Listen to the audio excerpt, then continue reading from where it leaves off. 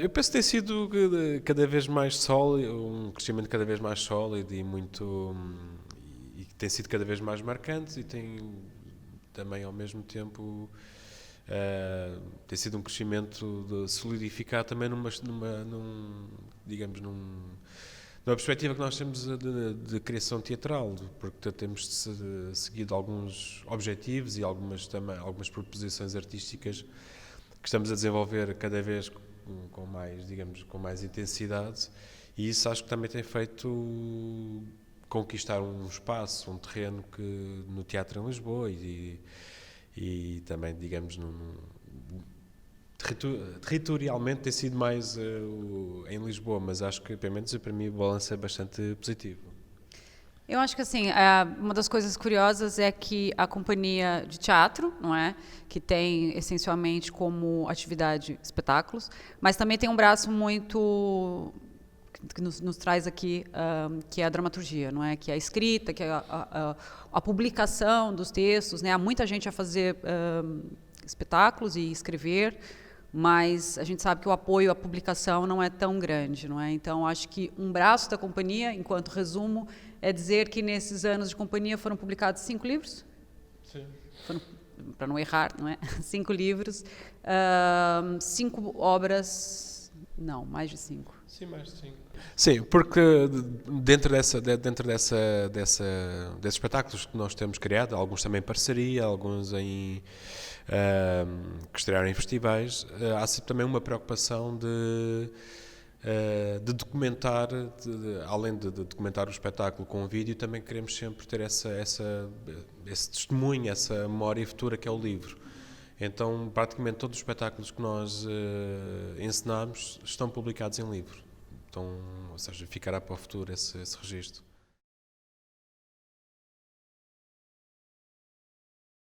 É uma pergunta bem difícil. Na verdade, assim, as inquietações, acho que humanas, né? Nem só artísticas, mas é como lidar com a arte e com o fazer artístico nesse mundo onde os acontecimentos são tão rápidos, não é? A gente está vivendo essa era mesmo da velocidade.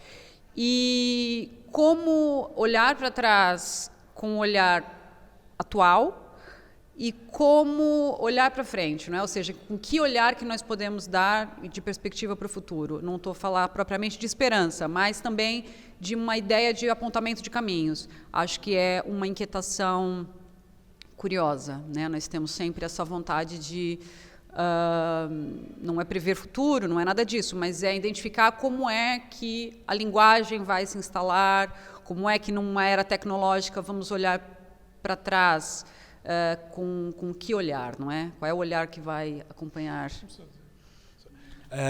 Eu acho que nós temos, até podemos falar quase de 3 pontos de vista, que em primeiro lugar, é essa questão do humanista, que nós temos uma preocupação muito grande e claro que fazemos também de um teatro político, não político no sentido de panfletar ou de marcar claramente uma posição. O que nós fazemos é uma reflexão aberta.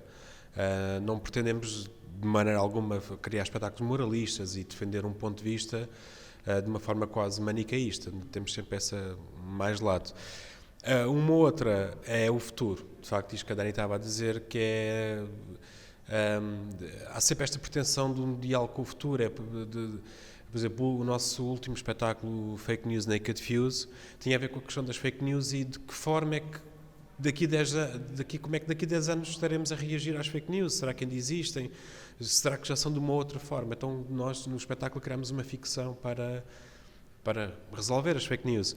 E outra inquietação para mim enquanto encenador é de facto procurar ao máximo o desenvolvimento de um trabalho com os atores, que nunca é sempre numa fórmula, em algo que possa ser repetido e que seja uma fórmula de sucesso.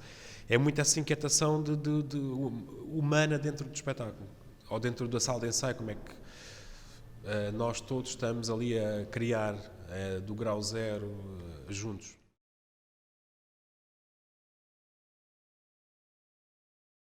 Tá aí uma inquietação, né? Uma boa pergunta. Porque, assim, como eu falei inicialmente, o texto, a palavra que é dita no teatro, ela sempre tem uma importância, não é? Que, aos meus olhos, é exatamente a mesma importância que a atuação, a mesma importância que outros setores que as artes cênicas operam. E este material tem sido perdido, não é? Esse material tem sido, ou seja, a literatura em si tem entrado em desuso, praticamente. Isso também já é uma coisa quase clichê para se dizer, mas a vontade de colocar pessoas a lerem, não é? Simplesmente lerem textos perante outras pessoas, não é? Porque eu tenho um objeto em que eu posso ler para mim e posso ler para o outro, não é? Ou seja, como colocar essa palavra na boca de qualquer pessoa, na possibilidade de qualquer pessoa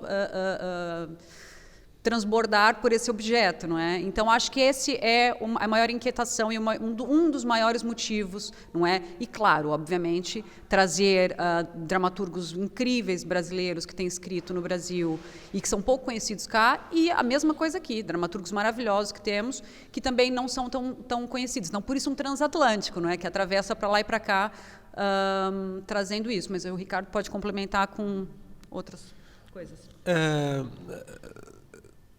Está um pouco na gênese também da 33 Ânimos, o trabalho em cima da dramaturgia e, acima de tudo, nós queremos sempre... eu acho que estamos muito dentro de nós, enquanto companhia, estamos muito dentro daquilo que é contemporâneo, não estamos tão presos ao passado. E daí nós tentamos ao máximo trabalhar aquilo que está a ser feito no presente. E para nós faz muito mais sentido poder divulgar e poder acompanhar e poder dialogar com dramaturgos que estão a escrever neste preciso momento do que estar a dialogar com dramaturgos do passado, não é? Acho que é muito mais rica esta comunicação que existe entre os dois países. E, claro, esta é uma fase em que nós estamos agora a divulgar a dramaturgia do Brasil em Portugal e a dramaturgia portuguesa no Brasil, mas também queremos expandir isto para outros países, como Angola, Moçambique, Cabo Verde, não é? Ou seja, tornar mesmo a lusofonia. Já estamos também a dialogar com dramaturgos desses países para poder, no próximo ciclo, trazê-los para o circo. Peço a palavra. Na verdade, assim, eu sou uma militante da língua portuguesa, né? Há muita gente no Brasil e em Portugal também, que levanta que o português do Brasil é um português completamente afastado do português de Portugal. Eu acho que no dia que a gente realmente não conseguir nos entendermos, ou seja, tivermos a falar realmente uma outra coisa, vamos poder considerar outra língua. No momento, eu sou militante, eu acredito na língua portuguesa. É muito mais interessante trocarmos com pessoas que falam a mesma língua mãe que a nossa, não é, que as palavras tocam da mesma profundidade, em países diferentes, e que podem trocar e crescer e se alimentar e poder gerar coisas, né? Porque o trabalho das companhias de teatro, em geral, no Brasil, na Alemanha, na França, em geral, acaba por ser trabalhos muito solitários, não é? A minha companhia, o meu projeto, o meu trabalho, a minha dramaturgia.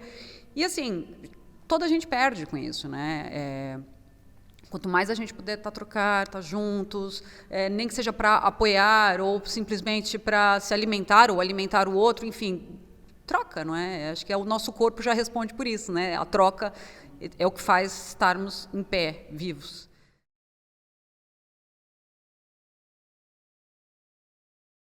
Nós convidámos o Vítor Novo, a Dione Carlos e a Silvia Gomes da parte do Brasil.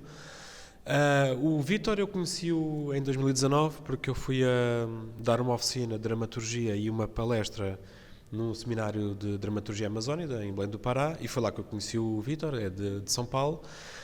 A Silvia e a Dione já conhecíamos há mais tempo, porque também temos um projeto de dramaturgia neste momento a decorrer no Brasil, focado sobretudo em São Paulo.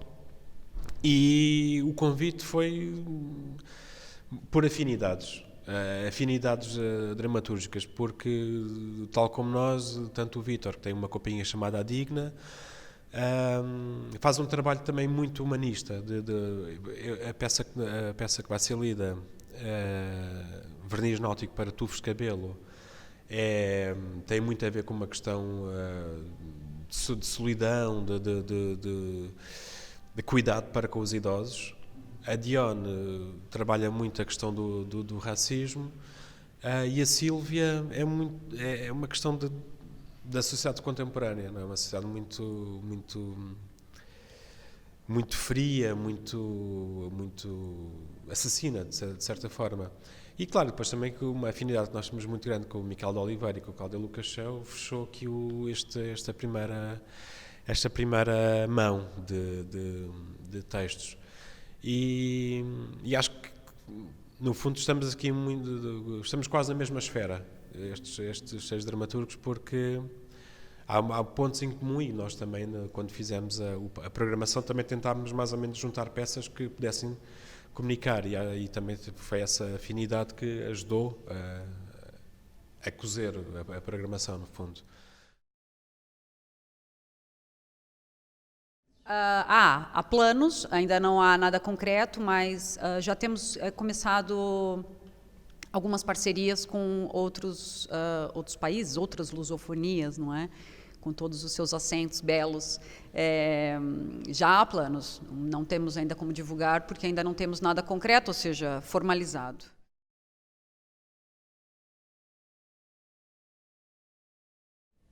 Eu acho que para fortalecermos a cultura lusófona, a maneira mais bela e mais natural é nos vermos, nos ouvirmos, né, estarmos atentos. Eu muitas vezes pego um livro e falo, quem é que escreveu essa história? Né? É um francês, muito bem, está contando uma história. Não é querer ter um patriotismo com a língua, mas uma coisa é quem me fala do Tejo, não é, que é em frente à minha casa. Outra coisa é quem me fala do Rio Sena, não é, que eu tenho um olhar extremamente turístico para ele, não é? Então, eu acho que Portugal tem produzido bons filmes, o Brasil tem produzido filmes também incríveis, e a gente não se assiste, não é? Muitas vezes, né? A gente não nos lemos, não é?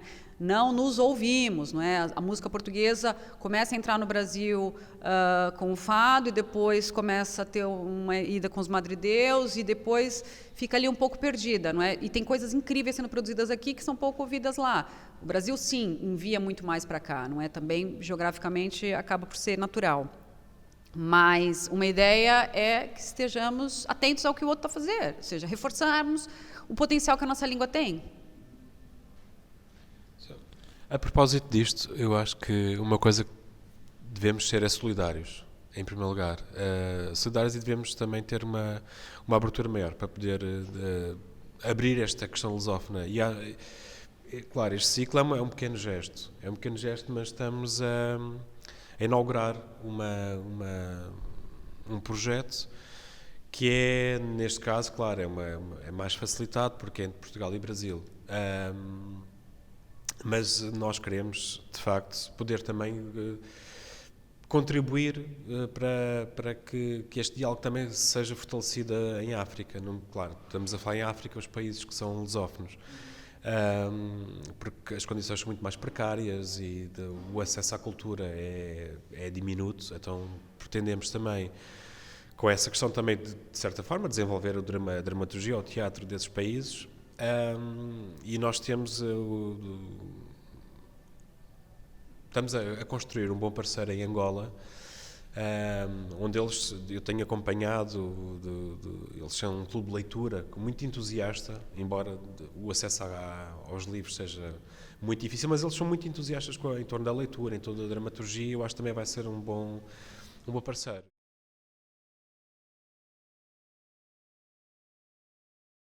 O projeto de dramaturgia transatlântica, ele acontece no Brasil e em Portugal, na Livraria da Travessa, na mesma semana, não é? Em Lisboa é dia 3, 4 e 5 de fevereiro, e no Brasil é 3, 5 e 7, certo?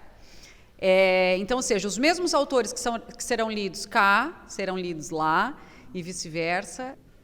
O projeto é uma parceria da 33 Ânimos com a Digna, 33 Ânimos é a companhia daqui de Portugal, e a Digna do Brasil. tem esse lado curioso, que é acontecer na mesma semana, e em Lisboa vai ser às 7h30, todas as sessões. No Brasil vai ser às 7h, na Travessa Pinheiros, e entrada livre, que também é um estímulo também para o público, também para poder aproximar o público à dramaturgia. E voltando um pouco atrás, se me é permitido ainda, dizer também o seguinte: a questão que foi colocada em relação à lusofonia